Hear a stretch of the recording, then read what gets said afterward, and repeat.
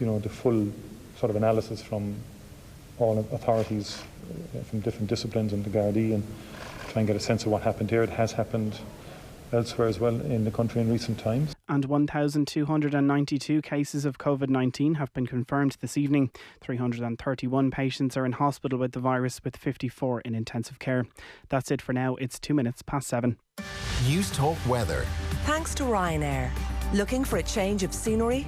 With Ryanair, the sights of Paris, Amsterdam and Berlin are only 2 hours away. Scattered showers across the country will continue into tonight, with some heavy and possibly thundery. Temperatures will remain quite mild though, at 14 to 16 degrees. And now you're up to date on News Talk. The Newsround on Off the Ball. With Gillette. Put your best face forward with our new and improved razors. This is News Talk. All right, you're welcome along. It's Thursdays Off the Ball. Nathan with you as always. We're here till 10 o'clock. 53106 is the text number, at Off the Ball on Twitter. So, the week that was in Irish football, we will get the final definitive take on it by John Giles, coming away as always at 7:30. Creative midfielders only on tonight's show. We've got the great Denise O'Sullivan and Karen Carney coming your way at 9 o'clock on the football show. It's been a pretty landmark day for the international women's team. We'll hear about that in a little while. And we'll also hear from the FAI CEO, Jonathan Hill, who has been talking about Stephen Kenny's future this afternoon. That coming up in just a moment. All-Ireland final just 2 days away. This time Saturday, 48 hours from now, we should know who the All-Ireland champions are. As always here on a Thursday night, just before an All-Ireland final, you can be guaranteed you will get unbiased coverage of Mayo against Tyrone. That's why, live right now from Omagh, to provide some ballast and balance, Eoin Sheahan is with us. Hey Nathan, how's it going? I'm providing the ballast, you're providing the balance. Yes, indeed. The balance, I literally travelled from Mayo to Tyrone and just existed in Tyrone for a couple of hours just for the sake of balance. And I can tell you that I'm feeling balanced about an All-Ireland that is probably the most finely balanced ever. There is one sound that people are making right now when you ask them to talk about the final, and it's a sort of grimace and a sort of, please don't ask me that question. Everybody is terrified to put their neck in the line, and rightly so. Richie McCormack, put your neck in the line. Mayo by about 3 or 4. Richie. I'm pretty confident on Mayo's behalf. I think I've been the only one really confident about Mayo since that win over Dublin. Did you not get the memo? We're playing this one down. This is the low-key, no hype final. No, there was somebody sent through, oh God, they're going to kill me now for not getting it right, but somebody sent through into my Twitter earlier on one of the billboards that's up around town, where basically saying that Mayo have won it. This is in Dublin, by the way, not in Ballyhonus or Castlebar or Ballina. This is around about Dublin, saying that Mayo have already won the Sam Maguire. And I'd be inclined to go along with it, if only because it will annoy you further when they don't win it on Sunday. No. Eoin, you... we sent you down, of all people, to Mayo for 2 days, 2 full days. I think you covered every inch of Mayo over the 48 hours. What's the sense on the ground?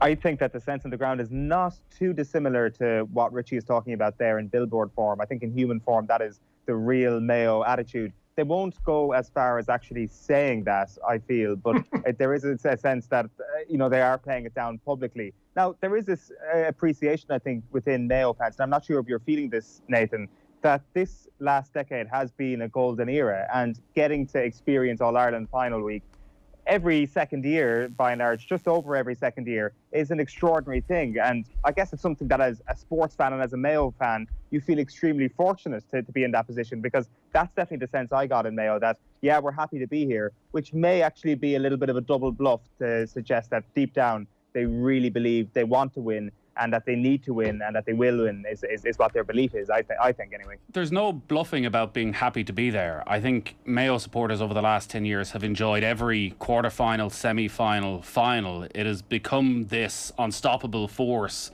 of support coming to Dublin 2-3 times a summer, and you almost build your summer around it. I remember leaving Newbridge the night of Kildare defeat, and you sort of wonder, well, what do we do now? What do we plan around August? Because it's almost like a mini reunion. I think it's brought so many Mayo people together over the last decade who might have lost touch, who may not get home as often as they do, and there's this massive Mayo diaspora in Dublin, in every part of the country. Adrian Barry was telling me that his mother was the head of the Mayo Athlone Association at one stage, and I kind of thought, do we need a Mayo Athlone Association? It's only half an hour from Mayo. But even been half an hour from Mayo, they want to get together. And last year, I was at the final, and the build-up and everything around it, it just didn't feel right. It didn't feel right at all, that there was nobody there and that there was no buzz.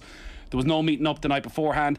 And this is sort of a halfway house where tickets are impossible to get because they just don't exist. There's half the crowd going, they just do not exist. But also, I'm seeing from home an awful lot of people who aren't going to come up anyways, because it's not just about the match. It is about the Friday night, the Saturday night in Dublin, seeing people that you haven't seen for 6 months, seeing people you haven't seen for 5 years and giving them the nod and stopping and chatting for 5-10 minutes, going out afterwards one way or another. And every Mayo person have gone through the same experience over the last 10 years. When you look back at the various different finals, you probably had nights where you lost and you went out and you ended up in the Boar's Head till 3 a.m. and had a great night and went to Coppers and all of that, and the result didn't matter.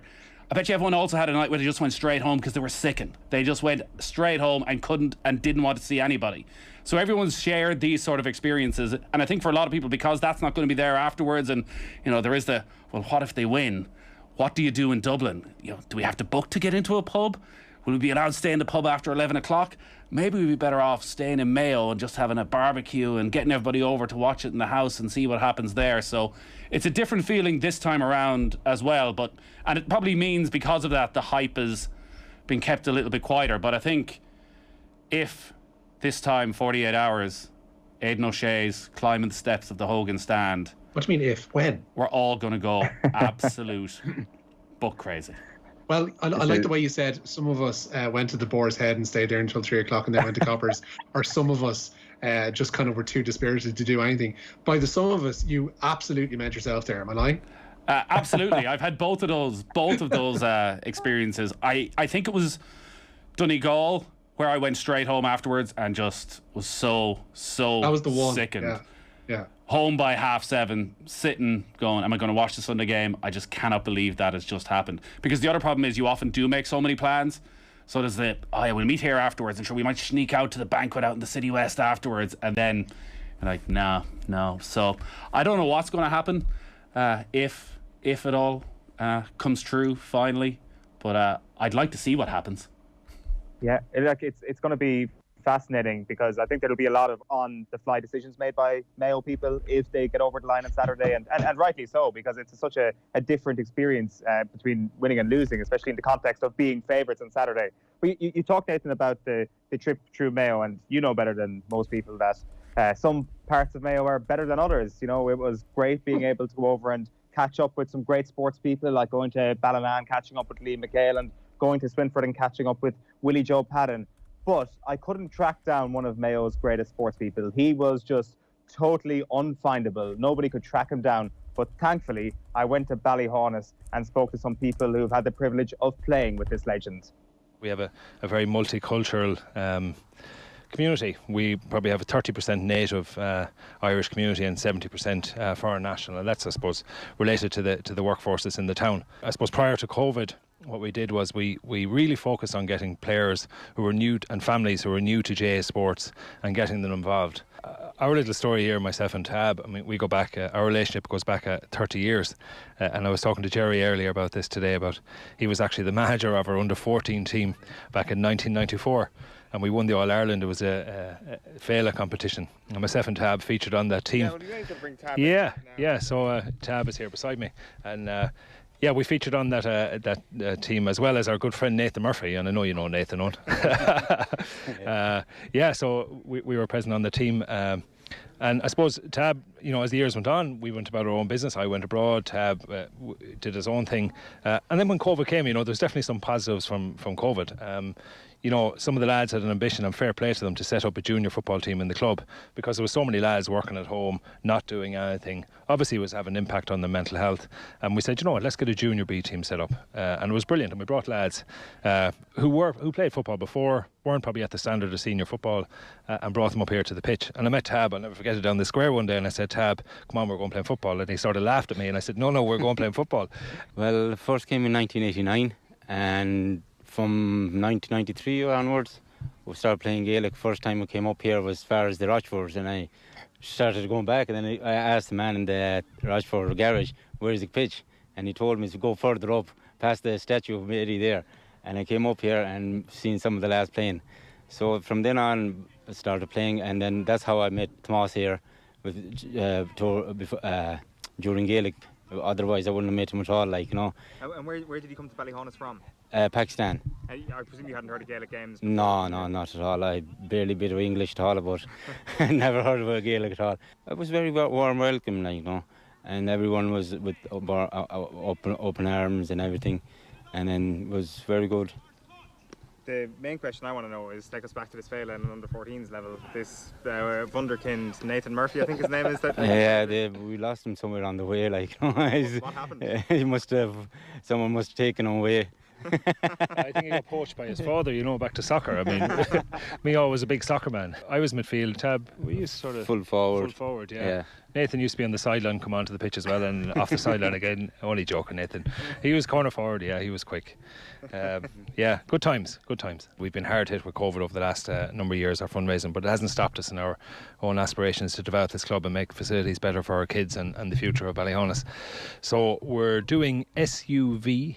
WinAnSUV.ie. We're giving away an SUV, or you can cash in your SUV and take €50,000 in cash, and all funds that come in are going towards our development plan for the club to make this place just a better place for everybody going forward. Tomas Murphy there, like his dad, a great salesman. Did you meet the entire Murphy family? Did you meet Eddie Murphy Senior and Junior? Did you get a free suit off Tomas? I didn't have the privilege of meeting the entire you missed clan. out. Eddie Murphy. Hi, Eddie Murphy here from Eddie Murphy's Menswear, one of the most famous voices in all of the west of Ireland. You've got to get in there.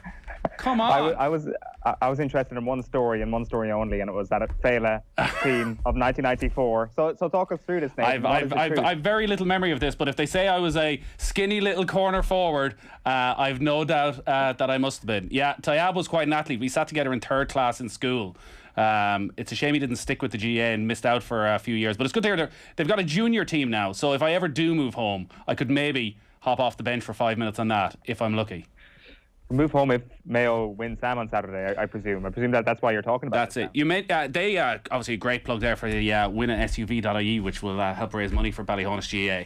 I mentioned the demand for tickets. Every GAA club in the country is being bankrolled for the next 10 years by Mayo fans right now. Is there a GAA club in the country that isn't running a raffle, an online competition for tickets and charging 20 quid for the privilege of entering? It's bloody outrageous.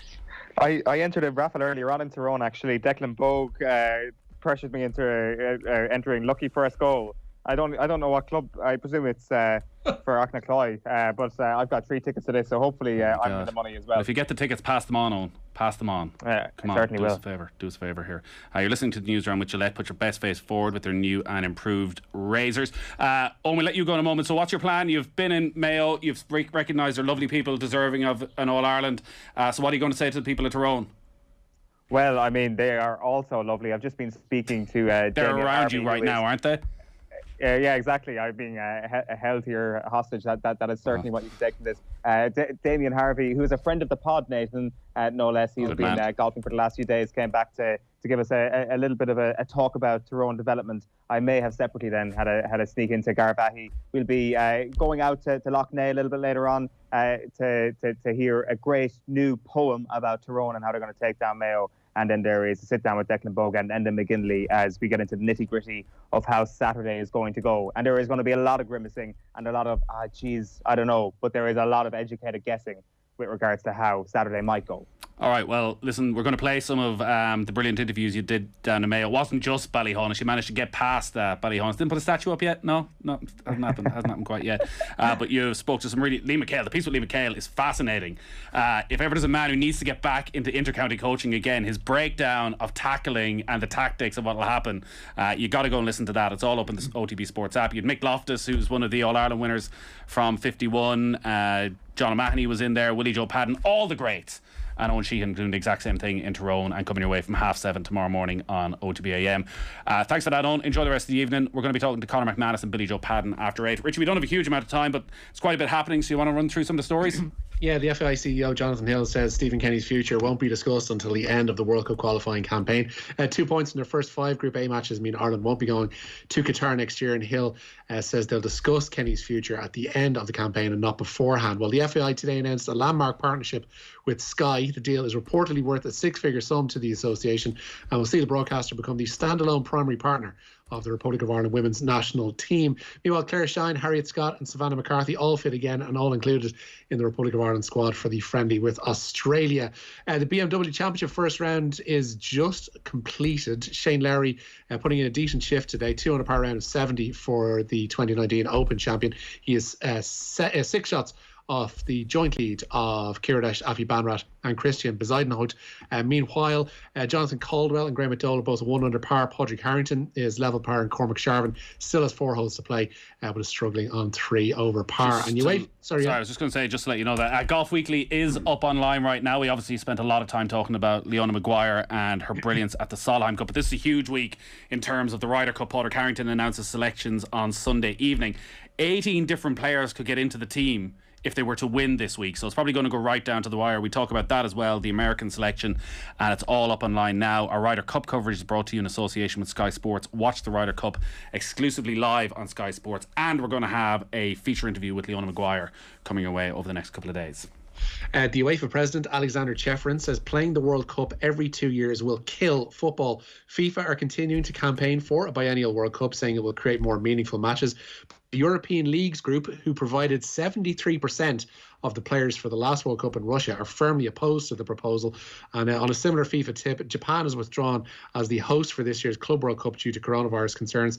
The decision comes after the Japanese government extended emergency coronavirus restrictions in the capital Tokyo and other regions until the end of this month. The tournament is due to take place in December, with Chelsea entering, having won the Champions League last May.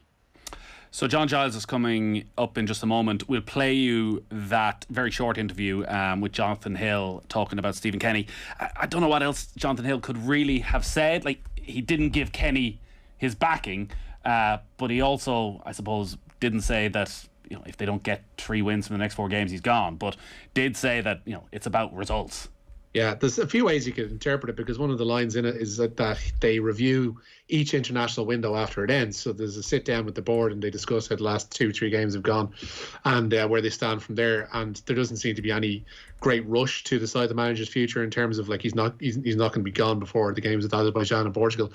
And not that we would have expected as much, but I think, like, I don't think Kenny is helped by the fact that Hill said basically that they won't discuss the future until beyond 2022, and Kenny's already saying that he's building for those qualifiers for Euro 2024. But the main issue I would have had with it is that all of this talk, like, I appreciate Jonathan Hill had to get out and talk about general matters, FAI, but it completely overshadowed what is a fantastic deal for the women's national team today, that they've secured a 6-figure sum, a 4-year sponsorship with one of the biggest broadcasters in the world.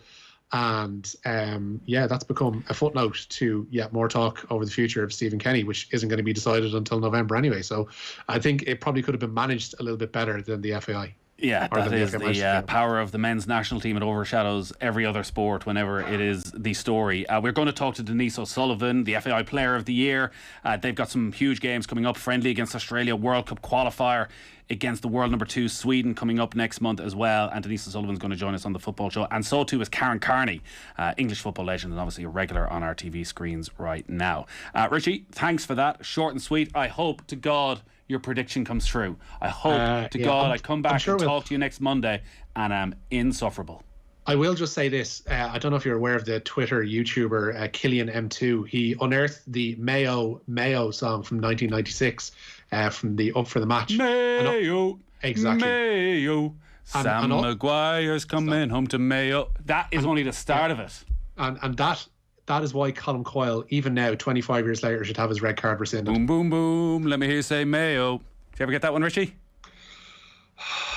This is going to be a long few days. This is going to be a long few days. We haven't even got into the green and red yet. Between this and the Ryder Cup, you are going to be insufferable for the next fortnight. Hang up on him. He was doing so well to start. Richie, thank you. John Giles is up next. The Newsround on Off the Ball with Gillette. Put your best face forward with our new and improved razors. This summer, it's on. Man on. Move on or move out the way. It's no second chances. Back door firmly shut. It's time to climb that hill. Time to shut the neighbours up. It's county on your shoulders. It's jersey on your back. It's leave it all out there.